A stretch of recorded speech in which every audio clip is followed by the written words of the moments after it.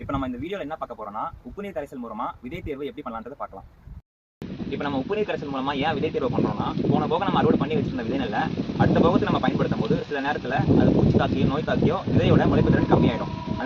அதை தவிர்க்கிறதுக்கு தான் நம்ம உப்பு நீர் கரைசல் மூலமா விதை தேர்வு பண்ணி தரமான விதைகளும் தரம் இல்லாத விதைகளும் பிரித்து நம்ம பயன்படுத்துறோம். இப்போ விதை தேர்வு பண்றதுக்கு நமக்கு தேவையான பொருட்கள் என்னென்ன வேணும்ன்றதை பார்க்கலாம். 10 லிட்டர் தண்ணி, ஒரு முட்டை, 1.5 கிலோ கல்லுப்பு, தேவையான அளவு விதை நெல். எடுத்துக்கிற 1.5 கிலோ உப்பை தண்ணியில் போட்டு கரைச்சிடுவோம். நம்ம கொட்டின உப்பு நல்லா கரைஞ்ச அப்புறம் முட்டை எடுத்துக்கலாம். முட்டை எடுத்து தண்ணியில் விடும்போது இந்த முட்டை வந்து 25 பைசா நாணயம் அளவுக்கு மேலே தெரியணும். தெரிஞ்ச அப்புறம் நம்மளோட விதை நெல் எடுத்துக்கலாம். விதைகளை நல்லா கலந்த அப்புறம் ஒரு 10 நிமிஷம் நம்ம அப்படியே விட்டுறலாம். 10 நிமிஷம் நல்லா நெல் ஊறின அப்புறம் தரமான விதைகளாக இருந்தால் அடியில் தாங்கிடும், அதே தரம் இல்லாத விதைகளாக இருந்தால் மேலே மிதங்கும். இப்போ அந்த மேலே மிதங்கிற தரமில்லாத விதையை நம்ம எடுத்துடலாம்.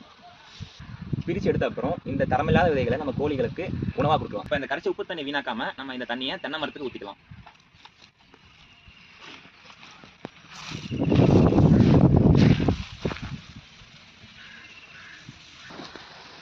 இந்த உப்பு தண்ணியெல்லாம் கீழே ஊற்றின அப்புறம் இந்த தரமான விதைகளை நம்ம விதைக்கிறதுக்கு பயன்படுத்தலாம்.